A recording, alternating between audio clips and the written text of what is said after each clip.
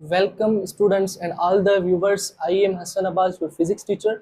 आज हम सॉल्व करेंगे एक इम्पोर्टेंट एमसीक्यू जो कि एमडीकेट में आया हुआ है। ठीक है, आपके सब्जेक्ट फिजिक्स में से चैप्टर वेक्टर्स में से ये एमसीक्यू पूछा गया है। ठीक है, तो देखिए हमारे पास जो वेक्टर्स होते हैं ना, उनमें से अक्सर आपसे जो सवाल आते हैं उनमें से आपसे अक्सर एंगल के बारे में पूछा जाता है। तो देखें क्वेश्चन क्वेश्चन क्या है हमारे पास। क्वेश्चन है कि the angle between I plus J and J plus के इज, यानी कि हमारे पास दो वेक्टर्स हैं। ठीक है, ये दो वेक्टर्स हैं। लेट सपोज इसकी ये जो वेक्टर है आई प्लस जे, ये ए के बराबर है, और जे प्लस के लेट सपोज ये कोई वेक्टर है जिसको हमने नाम दिया है बी वेक्टर। ठीक है, अब इनके बीच में हमें एंगल बतानी है।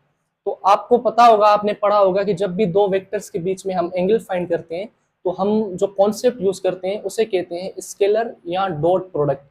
ठीक है, तो देखें हम अज्यूम करते हैं कि ये जो हमारे पास वेक्टर है, ये दो वेक्टर्स हैं। ठीक है, यानी कि ये एक वेक्टर है और ये दूसरा वेक्टर, यानी कि ए वेक्टर हमने अज्यूम किया किसके बराबर है, आई प्लस जे के बराबर।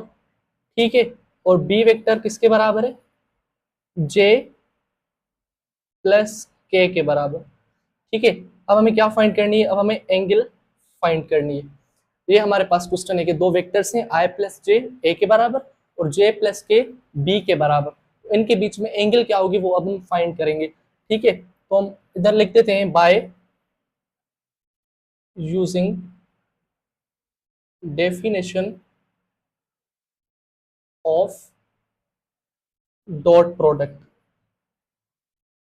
यानी कि डॉट प्रोडक्ट किसके बराबर होता है बेटा, यानी कि किसी भी दो वेक्टर्स की जब हम डॉट लेते हैं ए डॉट बी, तो वो इन्हीं दो वेक्टर्स का मैग्नीट्यूड मल्टीप्लिकेशन के साथ और इनके बीच में angle, cosine of angle between them. यानी कि दो वेक्टर्स की जब हम डॉट लेते हैं तो वो किसके बराबर होता है, दो वेक्टर्स की multiplication and cosine of angle between them, यानी कि cos थीटा इन दो वेक्टर्स ए और बी वेक्टर के बीच में एंगल है। ठीक है, तो हम देखें एंगल फाइंड करेंगे तो ये ए और बी मैग्नीट्यूड्स हैं। ठीक है, देखें इसको ऐसे भी आप लिख सकते हैं, A dot B is equal to A vector का मैग्नीट्यूड, बी वेक्टर का मैग्नीट्यूड और cos ऑफ थीटा। मैग्नीट्यूड को आप ऐसे वेक्टर का एरो और मोड के साथ भी लिख सकते हैं, और सिंपल आप इसको लाइट फेस लेटर के साथ भी लिख सकते हैं। ठीक है, इसमें कोई हर्ज नहीं है। तो देखिए अब हम एंगल फाइंड करेंगे तो कैसे अरेंज करेंगे इक्वेशन को, cos थीटा फाइंड करेंगे तो ए और बी इधर जाकर डिवाइड करेगा। So A dot B upon A B. ठीक है, बेहतर है कि आप इसको ऐसे लिखें, ऐसे भी लिख सकते हैं ऐसे भी, यानी कि ए वेक्टर का मैग्नीट्यूड है, ए वेक्टर का मैग्नीट्यूड और ये बी वेक्टर का ये वाला मैग्नीट्यूड है, तो हम इसके ऊपर मोड लगा देते हैं। ठीक है, इसके ऊपर भी मोड। अब ये आपको क्लियर हो रहा होगा कि ये ए और बी वेक्टर्स के मैग्नीट्यूड हैं ए बी। ठीक है, तो सबसे पहले हम क्या करेंगे, डॉट प्रोडक्ट फाइंड करेंगे किस किन वेक्टर्स की, ए और बी की। तो ए किसके बराबर है, आई प्लस जे के, और बी किसके बराबर है, जे प्लस के की। So let's find dot product. ठीक है, A dot B is equal to, सबसे पहले देखिए ए वेक्टर की वैल्यू क्या है हमारे पास, आई प्लस जे, तो लिखेंगे I plus J dot B vector की वैल्यू क्या आ गई मैंने, जे प्लस के, तो लिखेंगे जे प्लस के। सही, हमने डॉट प्रोडक्ट फाइंड किया। अब देखें आई को जब आप जे से मल्टीप्लाई करते हैं, डॉट प्रोडक्ट में आपको पता होगा कि हम सेम यूनिट वेक्टर्स को मल्टीप्लाई करते हैं। डिफरेंट यूनिट वेक्टर्स की डॉट प्रोडक्ट हमेशा जीरो आती है। इसकी वजह से हम सेम यूनिट वेक्टर्स को आई के साथ, जे को जे के साथ और के को के साथ मल्टीप्लाई करते हैं। ठीक है, देखें आई को जे के साथ करेंगे जीरो हो जाएगा, और आई को क्योंकि डॉट प्रोडक्ट हमारे पास डिस्ट्रीब्यूटिव होती है, ठीक है ना, इस वजह से I dot J zero, I dot के ये भी जीरो। अब जे डॉट जे, ये इसका आंसर आएगा। ठीक है, यानी कि सिमिलर यूनिट वेक्टर्स की जो डॉट प्रोडक्ट का आंसर आता है वो यूनिटी आता है, वो वन आता है।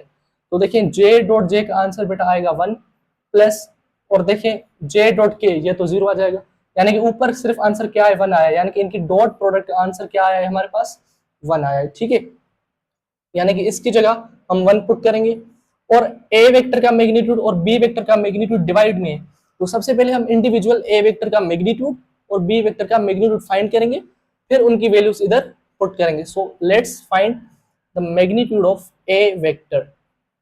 ठीक है बेटा, तो ए वेक्टर का मैग्नीट्यूड कैसे फाइंड करते हैं, एक्स कंपोनेंट, वाई कंपोनेंट और जी कंपोनेंट के ऊपर स्क्वायर और होल रेडिकल लगा देते हैं, यानी कि ए एक्स स्क्वायर प्लस ए वाई स्क्वायर प्लस ए जेड स्क्वायर। ठीक है, ए वेक्टर का मैग्नीट्यूड फाइंड करते हैं। देखें ए एक्स, यानी बेटा ए वेक्टर की वैल्यू एक्स में, ए वेक्टर की वैल्यू एक्स में आई है, यानी कि एक्स के अलोंग आई यूनिट वेक्टर होता है। इसकी वैल्यू क्या है, ए वेक्टर की आई प्लस जे, यानी कि आई के आगे क्या लिखा हुआ है, 1 लिखा हुआ है। तो एक्स की वैल्यू हमारे पास क्या है बेटा, 1 है। ठीक है, प्लस ए वाई, यानी कि ए वाई की वैल्यू, वाई के अलोंग जे यूनिट वेक्टर होता है, तो जे के आगे क्या लिखा हुआ है, वो भी 1 है, यानी कि सिर्फ आई और जे हो उसका मतलब होता है वो 1 होते हैं, यानी कि वो 1 वैल्यू होती है। तो 1 के ऊपर स्क्वायर। अब z हमारे पास नहीं है, ठीक है, यानी कि k की वैल्यू नहीं है तो 0 पुट करेंगे, तो 0 के ऊपर स्क्वायर। ठीक है, और इनका रेडिकल लेंगे। तो देखें a वेक्टर का मैग्नीट्यूड क्या आएगा हमारे पास, 1 का स्क्वायर 1 होता है, प्लस इस 1 का स्क्वायर भी 1, तो ये ऐड होकर √2 हो जाएगा, यानी कि ये आ गया हमारे पास a वेक्टर का मैग्नीट्यूड। ठीक है, अब हम फाइंड करेंगे बी वेक्टर का मैग्नीट्यूड। सबसे पहले मैं इसकी वैल्यू इधर लिख देता हूं। ठीक है, देखें cos theta is equal to a dot B की वैल्यू क्या है हमारे पास, 1 है, और a वेक्टर का मैग्नीट्यूड वो हमने फाइंड किया, वो वैल्यू क्या है बेटा, वो है √2। ठीक है, अब बी वेक्टर की वैल्यू, यानी कि बी वेक्टर का मैग्नीट्यूड फाइंड करते हैं। उसके लिए मैं इधर आप इसको नोट करें, मैं इसको रिमूव करता हूं, फिर हम बी वेक्टर का मैग्नीट्यूड फाइंड करते हैं। ठीक है, मैं इसको रिमूव कर देता हूं इसकी जगह, क्योंकि जगह नहीं है, तो मैं बी वेक्टर का मैग्नीट्यूड भी इधर ही फाइंड करवाता हूँ। इस वजह से मैंने ए वेक्टर की वैल्यू लिख दी, यानी कि ए वेक्टर के मैग्नीट्यूड की वैल्यू। सो बी वेक्टर का मैग्नीट्यूड कैसे फाइंड करेंगे, B X square plus B Y square plus B Z square. ठीक है बेटा, इसके ऊपर भी होल रेडिकल। तो बी वेक्टर का magnitude is equal to B की वैल्यू एक्स के अलोंग, देखें बी की वैल्यू एक्स के अलोंग है ही नहीं, क्योंकि बी के वेक्टर में आई यूनिट वेक्टर नहीं है, इसका मतलब है एक्स की वैल्यू 0 है। ठीक है, तो एक्स की वैल्यू 0 हो जाएगी, 0 स्क्वायर प्लस वाई की वैल्यू है हमारे पास जे, यानी कि वाई के अलोंग जे यूनिट वेक्टर, और इसके आगे 1 है हमारे पास, तो लिखेंगे इधर 1 का स्क्वायर प्लस, और जेड के अलोंग सिमिलरली वो भी 1 है, तो 1 का स्क्वायर। ठीक है, तो बी वेक्टर का मैग्नीट्यूड इज इक्वल टू 0 का स्क्वायर, 0 यानी कि नहीं लिखेंगे, 1 का स्क्वायर 1 प्लस इस 1 का स्क्वायर भी 1, और होल रेडिकल। तो जब आप इसको सॉल्व करेंगे इसका आंसर आएगा रेडिकल 2, यानी कि सेम।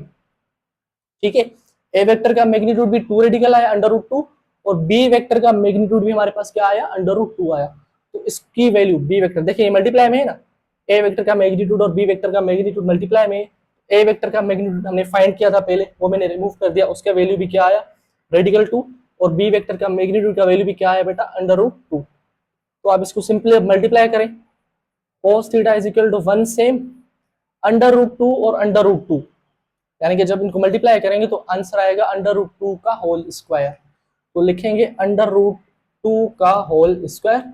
अब स्क्वायर के साथ रेडिकल कैंसिल, तो cos थीटा की वैल्यू क्या आएगी बेटा, 1/2। cos थीटा की वैल्यू 1/2। अब थीटा फाइंड करेंगे, देखिए इधर cos थीटा की वैल्यू क्या आई हमारे पास, 1/2। अब थीटा फाइंड करेंगे तो cos को उधर शिफ्ट करेंगे, यानी कि cos इनवर्स 1/2।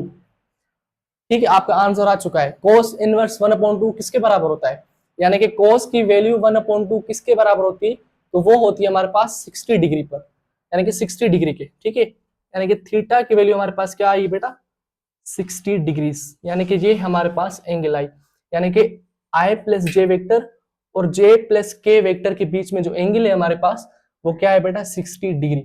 सो ये हमारा करेक्ट ऑप्शन है। Thank you for watching.